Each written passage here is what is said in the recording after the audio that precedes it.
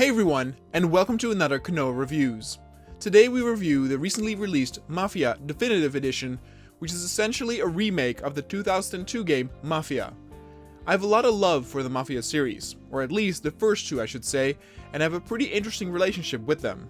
I played this many years after the initial release after a friend of mine recommended it to me. He said he even had to wipe away a tear by the end of it, and that the story was really incredible. I must have played it 4 or 5 years after it was initially released, and definitely could feel that it had aged pretty badly on some parts, mostly gameplay aspects. But I did fall in love with the unique vibe and atmosphere, the interesting characters, and the journey that the game took me on as if I played the main character in one of Scorsese's Mafia movies. When Mafia was released, the world was already taken by storm 1 year earlier by GTA 3 that set the standard for open city action games, of which the blueprints are still seen up to this day. Many clones of the GTA formula would be released in the following years, but originally Mafia 1 was made for PC only, giving it some advantages over GTA 3 that was a PS2 game. The obvious thing that came to mind was that the game could be prettier and maybe also introduce gameplay aspects that weren't possible with GTA 3. The game indeed looked a lot prettier with clearer textures, prettier character models, and increased view distance. Mafia also had a lot more sections that were indoors, although these were still often separated with a loading screen. But it added to the variety of the missions back in the day and gave the city and its inhabitants just a bit more life to them. But another unique selling point was of course the atmosphere of 1930s America, which was so rare to behold in video games. The game was critically a huge success and got great scores, but financially it was but a modest success, especially in short term. The game managed to sell 2 million copies in 6 years, and though the 2 million definitely is good news, I'm sure the creators would have loved to sell that number in less time than that. But the game did not only get good critiques due to the better graphics, the atmosphere, or the more variety in interiors and locations, but also because of more realism. The game was considered a lot more difficult and hardcore than GTA 3, which by comparison felt arcadey. For example, you actually had to abide by the rules on the road, including speed limits, waiting for red lights, or not driving on the wrong side of the road. If a police officer or patrol car would see this, they would pursue you in response. Though this sounds frustrating on paper, it actually turned out pretty fun and unique. You really felt like you were infiltrating everyday life and had to pretend you were just another ordinary citizen until there were no cops in the area, and then you could just floor it. But shootouts were also significantly more difficult, and I remember overall thinking that Mafia 1 was really brutally difficult at some times. It has been a long time since I played it last, probably close to 15 years or so, but I always remembered how brutal the gunfights were.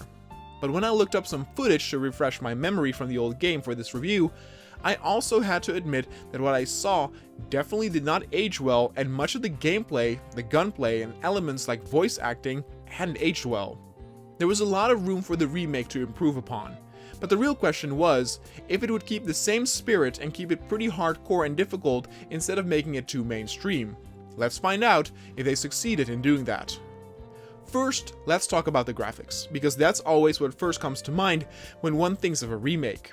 The game in my opinion looks great, but won't win any graphics competitions. The engine that this is built on is a tweaked engine of Mafia 3, which is a 4-year-old game, meaning that the engine might even be a bit older than that. Character models, lighting, and reflections look amazing. But if one were to look at some of the details like textures, skyboxes, or environmental objects like vegetation, one can indeed see that this is made on an older game engine.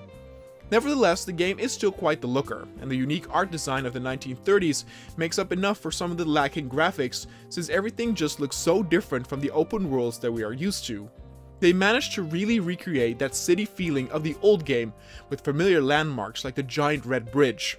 All of the billboards, the retro cars, and the music that plays on the radio all really convey that 1930s era, which is very, very cool. The cutscenes themselves are the real highlight of the game, with good animations, voice acting, and overall graphical fidelity. But the same animations unfortunately do not hold up when you are playing in-game. I have often seen characters move very robotic or unnatural when heading towards and entering a car. They simply follow a static line, and their animations abruptly change when a new action is necessary. Certain fight animations or stealth kills also are very choppy and not very believable. What's more is that animations within the vehicle are very static. An example is when one of your buddies, Polly, is very drunk, and the voice actor is doing a very good job of portraying that he's wasted through his voice work. But the animations in the car aren't there.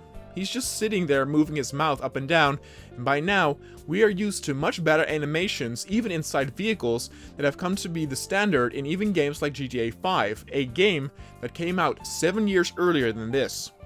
In that sense, one can see that this studio did not have the same amount of time and financial aid as their Rockstar half-brother. You are often in areas with a lot of random NPCs, and though these unique set pieces are very cool to look at, they fail sometimes to convey that it's a living, breathing environment. Honestly, games like Red Dead Redemption 2 and GTA 5 have kind of ruined that for many open world games by setting the bar so high. But what's quite interesting then is that on the other parts, the animations then surprise with, for example, bullet impacts. I noticed multiple times that when hitting a target somewhere on its body, that the enemy would grab towards that area that he was shot in, or he would limp away while holding his leg, which I was happy to see that they put in details like that. Also, I mentioned it briefly earlier, but the voice acting in this game is a lot better than the original. I know that the original game had its share of hardcore fans who defend it, but when I re-watched some of the cutscenes, I thought that the voice acting was quite cringe-worthy sometimes. For back in the day, the voice acting was actually top-notch. It really conveyed that mobster vibe with how all the characters talked, but the delivery was just sometimes very cheesy, cliché, or without any emotion. There's no way that one can defend those bad line deliveries, even if he or she loves the first game to death. In that sense, with the cutscenes, animations, voice acting, and line delivery, the remake aces that out of the park. Characters like Polly are beautifully recreated, with a lot of emotion behind its voice, and characters like Sam are greatly improved on too, with an awesome look in this game and a great performance by the new voice actor. And pretty much all of the characters are improved upon too, though the Don of your Mafia family is a lot more animated here, which made him look a lot younger. The Don from the old game was almost always sitting, and that did add to that Godfather vibe with him. So a few nitpicks here and there, but overall the graphical and audio presentation is improved upon greatly compared to the first game, which is not a surprise since that game is almost 20 years old. The music, however, was already sensational back in the old game, and that is still the case here. The opening cutscene has this bombastic theme playing as the camera sweeps through the city, and it really had me getting goosebumps just hearing that iconic theme and realizing I was back in this world I loved to play in so many years ago. Other songs like the swooping dramatic score where you need to escape a prison from the cops also really gets the blood pumping in a good way. Overall, stellar soundtrack that still holds up today. Then what about the gameplay? Well, let's first see if the game tries to replicate its more difficult older brother back from 2002. The answer is in some ways it stays true to how difficult the original was, but in other parts, it's definitely a lot easier, but not in a cheap way in my opinion. First of all, you have the choice in the beginning when you set up your game and can choose between easier police behavior and more difficult police behavior. With more difficult, they will indeed chase you down if they spot you going over the speeding limit, but their visibility range is very limited, and I also never got stopped for going through a red light or riding at the wrong side of the road. Overall, the experience on the road was much easier, and I only had the cops chase me down 3 or 4 times because I kind of forgot that the speed limit system was even implemented within the game. Just like the old game though, you can push a button to limit your speed so you don't have to worry about going over it by giving too much gas. Inherently, I'm a big fan of customization in video games, where you can make the experience as difficult and as hardcore as the originals, but also can still make it easier if that is what you want. The latest 2 Hitman games are great examples of this, where you can adjust all the settings to make it as hardcore as the originals, or make it a bit easier like Hitman Absolution. You kinda can do the same thing here, with also adjusting car control to be more simulated, and it does mean that you can lose control over your car far easier, and things like wet roads have far greater impact. But what I remember about the first game is how it starts you with a mission, where you are driving in a taxi and need to lose some pursuing cars. For whoever had only played games like GTA up until that point, this mission was already pretty difficult, because your car was easily damaged and fairly difficult to control in comparison. What's more is that the chasing enemies did a great job of keeping up with you, and you really had to lure them in an obstacle to hopefully get rid of them. I think the first time I ever played Mafia, it took me a couple of times just to complete the first mission. Here, however, it's so much toned down and in my opinion, a bit to a fault. Though luckily, they don't do this in most other missions after this. Instead of having to manually lose those that chase you, you can now drive to various icons on the minimap, and if you do, a short cutscene will play where one of the chasing automobiles crashes. It's not very satisfying because it doesn't feel like you were the one that managed to shake them off. Now, to those familiar with the old game, they might have a bit of a weird sensation in the beginning when driving around in this game, because the camera swerves around the vehicle quite a lot, especially when you make a sharp turn. Though I thought it was a bit off-putting and weird at first, I did grow to really love it, and it looks very cinematic in the end. There are also small touches and details that do get appreciated, like the noise of the radio getting muffled if you drive through a tunnel. The gunplay is also very different, and though it's a lot easier, and that might not be to a lot of people's liking for those who love the difficult nature of the original game, but that isn't to say that this is an easy game whatsoever. If you play this on hard, or even on normal, you are not a one-man army that can take an insane amount of shots. You can be quickly killed if you are out in the open. Probably around 5 or 6 shots are enough to put you down.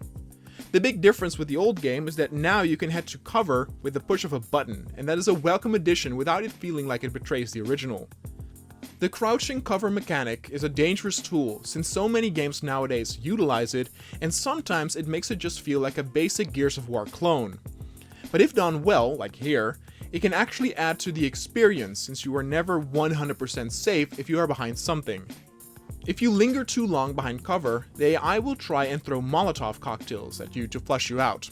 Overall, the combat feels a lot smoother with more responsive controls, yet you won't feel like you are playing Call of Duty. The crosshairs for your weapons are quite big, annoyingly so I thought in the beginning. It might be to replicate that you are indeed not a trained soldier and thus your accuracy is pretty bad. But basically, it will take a while before you get the hang of it and you'll be making headshots. It's definitely possible at one point in the game to be quite accurate, but it requires some time getting used to it. Also, weapons like the Tommy gun have an incredible kickback and you are better off just using short bursts than spraying and praying. In that regard, I think it stays pretty true of how difficult the combat was back in the day. There are also some missions where you will get some help from a few buddies, and I have seen them actively shoot down enemies as well, so they are not completely useless, but you are still expected to do most of the work. The story of the game is simple, but very effective due to the great voice acting and good character design. You play as Tommy, a simple cab driver who becomes involved in a gang wars between 2 mob families by accident. One night he stands on the corner and 2 members of the Salieri family, Polly and Sam, are being followed and get into your cab and order you to drive them to safety. Once you do, you actually get paid by these guys and you get paid a lot. Yet the Mafia life does not seem all that great to Tommy at first, and so the next mission is you driving around customers through the town in your taxi. I was very surprised of how close the creators stuck to the same mission structure to the original. You really get to go down every beat of the original story, though some missions are a bit tweaked, like the cigar box mission. Once you have driven around some customers, a few thugs that were involved with the car chase the day before recognize you. You have to run from them, only to end up at the headquarters of the Salieri family, who get rid of the thugs that chased you. Tommy then wants revenge on those thugs for breaking his cab, and the Salieri family then takes you in as you start doing missions for them. First, real simple ones, like destroying cars of the members from an opposing mob family. This mission is much inspired from a scene from Goodfellas, and there are a ton of references to movies like The Godfather or mob movies by Scorsese. There's even a building called Scorsese Imports and a character with the name Corleone as his family name. So through these missions you rise in the ranks of the family and take part in missions that involve bootlegging during the Prohibition, car racing, extortion, heists, sabotage and assassinations, and more. Most of the story revolves around an increasing feud with the rivaling Morello family, but I appreciate that the story, this also goes for the original, goes way beyond what it's like for the characters after that mob war is over. Once the war has settled, there's still a good 3 to 4 hours of campaign before the end credits roll, and this also takes place at the end of the 1930s, being that a lot of the cars and scenery has changed. The amount of characters you interact with is few, but they are very well written and many are memorable. The stuttering Ralph, who fixes your cars, or the laid-back Vincenzo, who gets your weapons, or the old-timer Luigi, who works the bar after he has retired the stressful life of a hitman. The story will not turn any heads for originality, and is even guilty of some cliches, but with a Mafia story, you kinda want those cliches and it hits all the right notes that you want from a setting and adventure like this. But let's now talk about the big elephant in the room, and that is the mission structure and setup. To put it very simply, since the game that this is based on is so old, it also means that the style of the missions adheres to this mandate. That means, in general, that you won't have any surprises whatsoever when it comes to the missions that you play here. Unlike games like GTA, you don't get to drive around freely and go to a new mission whenever you want. Yes, there is a free drive mode where you can freely explore, but that is a separate mode, and the single player campaign just takes you from mission to mission after each one is complete. That can make the tempo sometimes seem a bit high, which is not a big problem in my opinion, but it can mean that some characters will make their exit before you got the feeling you really got to know them. I know, however, that for many reviewers out there, it might be a problem of how little there is to do in the city itself. This was by many reviewers a big critique point with Mafia 2, since you could not really do much side questing or optional stuff, and there's a few extra things here like collect all the cars that are in the city, but all in all, it's not a city you can explore and then can do mini games like delivering pizzas or drive an ambulance to accidents. But here's the thing, I don't mind that at all, and I do not think that is a requirement of any open world or open city game. I find that by many reviewers, there's too much emphasis laying on what optional things there are to do sometimes in these open world games, because most of the times it's very tedious, repetitive, and plain right boring. Final Fantasy XV is a great example of this, where the story and characters are great, but horrible side quests like collect dog tags or certain colored frogs feel like exploring the world is more like a chore than actual fun. I don't need all these optional minigames or side quests because most of the time they aren't that fun. Now that also doesn't mean that I always hate them. I actually really like them if they're implemented well, like with the Yakuza games, where the minigames also have quests linked to them, or GTA Vice City, where doing the side quest is necessary to get enough money to continue the main quest. Having an open city simply as a background decor is more than enough and still creates the illusion that you are in a vast and interesting world, so the fact that there isn't much to do in the city besides the main quest is not really a critique point in my opinion. But let's return to the earlier mentioned simple and aged mission structure that I was talking about. The type of missions you will get are the type we are all too familiar with since GTA 3. Drive to here and take out this guy, or blow up this vehicle, drive behind a car and don't get too close or they will spot you, etc. But also missions where you, for example, are chasing a car either on a bike or in a car of your own, and you are kinda advised to shoot at it or take it down. But the whole point of the chase is to get to a certain area, and then a cutscene will play where the person in the car you were following will leave, and then you will continue on foot and have a shootout in a different place. You were not supposed to kill or take out the vehicle in the first place, and so all that shooting you were doing from the vehicle means nothing. It basically means that you just have to continue the chase for as long as the game dictates until the cutscene triggers. This type of gameplay has really aged badly because it feels like your actions have no consequences whatsoever, which they indeed don't. I think even GTA 3 already did this better in some ways, where you had to, for example, chase down a certain character as they drove off towards the airport. If you could manage to blow up their car before they would arrive, you would succeed the mission, or if they arrived at the airport, they would get out of their vehicle and run away on foot, giving you still a little bit of time to kill them that way if you ran after them. That type of dynamic gameplay is simply not present here, and in that sense, it really feels like an almost 20-year-old game. But the turn side of that is that by having these scripted events, you do end up in many different areas like a dockyard, a farmhouse, or a train station to fight it out. Now it also doesn't mean that all missions are very vanilla and feel that familiar. There are a few standouts that stood out back then and still do today. There's a mission where you head into a gentleman's club to take out the manager and blow up his office, only to then have a chase over the rooftops that ends with a shootout in a church. The gentleman's club itself is really pretty and detailed, with old style furniture, art, and overall vibes. Or the mission where you are on the steamboat, where, a la Godfather, you need to retrieve a pistol hidden near the toilet and take out a politician with it. During this mission you are disguised as one of the boat staff, so it has a bit of a Hitman vibe to it, which is cool. Many of the areas you go to, like a seemingly abandoned prison, are presented without loading screens and are quite detailed and feel unique. Though the missions might still feel a bit vanilla, the setting, tone, and areas often make what the best missions the game has to offer stand out. Another mission that is pretty unique is where you need to sneak into a giant mansion that has a labyrinth in the backyard, and first you need to stealth kill all of the guards before heading in and finding a secret safe behind a painting. But this mission, along with a few others, also gives light to another problem with the game, and that is a pretty shabby checkpoint system. If you fail a mission requirement or get killed, it's not uncommon to be set back quite a bit, and it can sometimes be a bit annoying. The stealth mission I just talked about has the most annoying part, since you need to start all the way over if you fail to take everyone out stealthily. I did not have to do it over again a lot of times, but still the amount of minutes you are set back is quite a lot. Same goes for the chase sequences. Now, I have mentioned quite a lot of negative things, and I should say that for me the checkpoints are the biggest problem with the gameplay, because the familiar mission structure is not an issue for me since I know what the game was and is.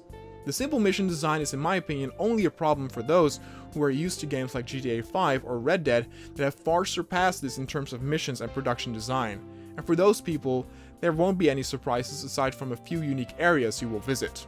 So again, in the end, it might have sounded like I listed quite a lot of negative things, but in the end, I still really like this game. It's not a remake that will go down in the history of one of the best remakes ever, like Resident Evil 1 or 2, but it does succeed in what it tries to do. Some also argue that remakes should tweak gameplay to the point where they get rid of the annoying or bad parts of the original, and though I agree with that to a certain extent, I still think it's important to keep the spirit alive of the original. I think Mafia Definitive Edition does this. Yes, the original from 2002 is still more difficult and punishing, but it's also way more clunky, with really stiff and wooden controls, badly aged dialogue delivery, and graphics that also have seen their best days. I can wholeheartedly recommend this to any fan of single-player story-driven games, or those who find the idea of playing an engaging game in the setting of 1930s as a mafioso appealing. The remake does what it needs to, and that is present the same game with some tweaks here and there with a fresh new coat of paint and audio. It probably won't top any of the charts this year, but it's still a ton of fun and a great 10-hour journey for both newcomers and veterans. In the end, Mafia Definitive Edition gets a 7.9.